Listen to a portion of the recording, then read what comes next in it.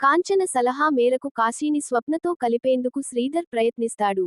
స్వప్నని పిలిచి నీతో మాట్లాడాలని అంటాడు. కాశీ గురించి తప్ప ఏమైనా మాట్లాడమని అంటుంది స్వప్న. కాశీ ఎవరు? నేను నా కూతురి గురించి మాట్లాడాలని అనుకుంటున్నాను. దానికంటే ముందు నీ మెడలో ఉన్న తాళి తీసి పక్కన పెట్టమని అంటాడు. ఆ మాటలతో స్వప్న, కావేరిలు షాక్ అవుతారు. ఏం మాట్లాడుతున్నారు?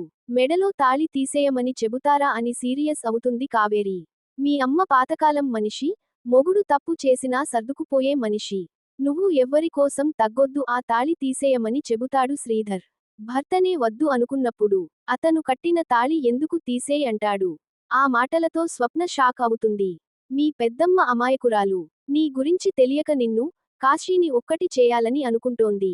ఆ తాళి నీకు ఎలా ఉందో కానీ, నాకు మాత్రం చాలా బరువుగా ఉందని అంటాడు శ్రీధర్. నువ్వు పెళ్లి చేసుకుంటాను అన్నప్పుడు నా ఇంటికి మావిడాకులు కట్టాను, ఇప్పుడు విడిపోతాను అంటున్నావు. విడాకులు ఇప్పిస్తాను అంటాడు శ్రీధర్. ఇద్దరు మనుషులు కలిసుండటం కష్టం కానీ, విడిపోవడం చాలా సులభం. ఇలాంటి విషయాలకు సొసైటీ బాగా సహకరిస్తుందని చెబుతాడు. నేను తండ్రిని కదా, తీస్తే బాగోదు. నువ్వు తల్లివి, నీ కూతురి సౌభాగ్యాన్ని తెంపేయ్ అంటాడు శ్రీధర్. ఆ మాటలతో కావేరి షాక్ అవుతుంది. మన కూతురి లాంటి తెలివైన అమ్మాయికి సౌభాగ్యం గడ్డిపరక లాంటిదని చెబుతాడు. తండ్రి మాటలన్నీ విన్న స్వప్న, మిమ్మల్ని పెద్దమ్మ క్షమించగలదా? నన్ను అడిగినట్లే పెద్దమ్మను అడిగుంటే నా బాధ నీకు తెలిసేదని అంటుంది స్వప్న. ముల్లుని ముల్లుతోనే తీయాలి. నచ్చచెబితే వినని మనిషితో ఇలాగే మాట్లాడాలని కావేరితో శ్రీధర్ అంటాడు. స్వప్న వాళ్ళ పెద్దమ్మని ఫాలో అవుతోంది. అక్కా, మీరు కలిస్తే అల్లుడు, కూతురు కలుస్తారని అంటుంది కావేరి. మొదటిది జరగదని శ్రీధర్ అనగా, నేను మీ జీవితంలో లేకపోతే అదే జరుగుతుందని స్వప్న అంటుంది. ఆ మాటలతో శ్రీధర్ షాక్ అవుతుంది. నేను మీ జీవితంలో నుంచి వెళ్ళిపోతాను. ఎప్పటికీ మీ జీవితంలోకి తిరిగిరానంత దూరం వెళ్ళిపోతాను. అక్క నాకు చాలా ఇచ్చింది. ఇప్పుడు కూడా నా కూతురి కోసం తాపత్రయపడుతుంది. అలాంటి మనిషి కోసం నేనేం చేయాలి? కాంచన, నేను దీనికి ఒప్పుకోమని శ్రీధర్ అనగా, అందుకే మీ అందరికీ చెప్పకుండా నేనే వెళ్ళిపోతాను. అప్పుడు మీరు, అక్కే కాదు, నా కూతురు, అల్లుడు కూడా కలుస్తారని అంటుంది కావేరి. నాకు కాంచన కావాలి, అలాగని నిన్ను వద్దు అనుకోవడం లేదు. ఎవరి గురించో నువ్వు త్యాగం చేయాల్సిన అవసరం లేదు. స్వప్నకి భర్త విలువ తెలియజేయాలని కావేరితో అంటాడు. కనిపించని ప్రాణం కంటే కనిపించే ప్రాణమే ఎక్కువమని అత్తయ్య చెప్పిందని కార్తీక్తో అంటుంది దీప. కడుపులో బిడ్డను జాగ్రత్తగా చూసుకుంటాను అని మా అమ్మకి నేను మాటిచ్చాను. బిడ్డ నా బాధ్యత అని నువ్వు మాట ఇచ్చావని దీపకి గుర్తు చేస్తాడు కార్తీక్. అత్తయ్య 100 చెబుతుంది, ఎందుకంటే నిజం తెలియదు కాబట్టి.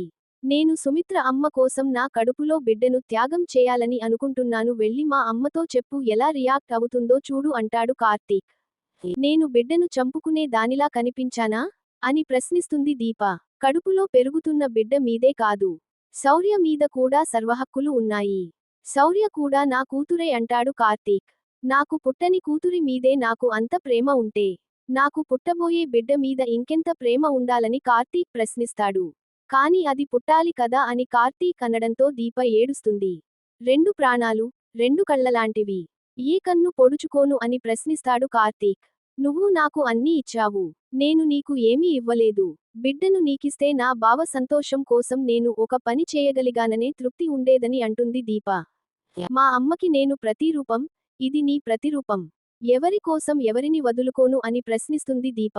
నా దగ్గర ఏ సమాధానం లేదు. నన్నేమి అడగొద్దు. కాని అత్త బతకాలని అంటాడు కార్తీక్.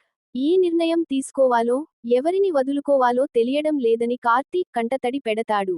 మరోవైపు, తనకు భోజనం తినిపిస్తోన్న పారుతో నా మీద నీకు అనుమానం పోయిందా, లేదా అని ప్రశ్నిస్తుంది జ్యోత్స్న. నా కొడుకు నా కళ్ళ ముందుకు వచ్చే వరకు నేను ఎవ్వరినీ నమ్మనని అంటుంది పారు. దశరథ విశ్వరూపం చూశావా? ఉన్నట్లుండి దశరథలో శివన్నారాయణ ఆవహించాడని చెబుతుంది. ఇంతలో శివన్నారాయణ అక్కడికి రావడంతో మీరు మమ్మల్ని దూరం పెడుతున్నారని అంటుంది. జ్యోత్స్న, మొదటిసారి బ్లడ్ శాంపిల్స్ ఇవ్వడానికి వెళ్ళినప్పుడు నువ్వు పక్కనే ఉండి జాగ్రత్తగా చూసుకోలేదని మండిపడతాడు శివన్నారాయణ. ఒకవేళ ఈసారి కూడా బ్లడ్ శాంపిల్స్ మ్యాచ్ కాకపోతే అని ప్రశ్నిస్తుంది పారు. దాంతో శివన్నారాయణ సీరియస్ అవుతాడు. ఈసారి బ్లడ్ శాంపిల్స్ మ్యాచ్ కాకపోతే దశరథ ఎలాంటి నిర్ణయం తీసుకుంటాడో కూడా అర్థం కావడం లేదు. నా దగ్గర వాగినట్లు దశరథ వాగొద్దని మండిపడి వెళ్ళిపోతాడు. నిజం తెలిసిపోయే రోజు బయటపడిందని. దీనిని ఆపాలంటే రిపోర్ట్స్ రాకూడదు, లేదంటే సుమిత్రను లేకుండా చేయాలని పారు అనడంతో జ్యోత్స్న షాక్ అవుతుంది. ఉదయాన్నే దీప, కార్తీక్ లను పిలిచి కాంచన సీరియస్ అవుతుంది. నీ భార్యకు టిఫిన్ పెట్టమని కార్తీక్ చేతిలో ప్లేట్ పెడుతుంది.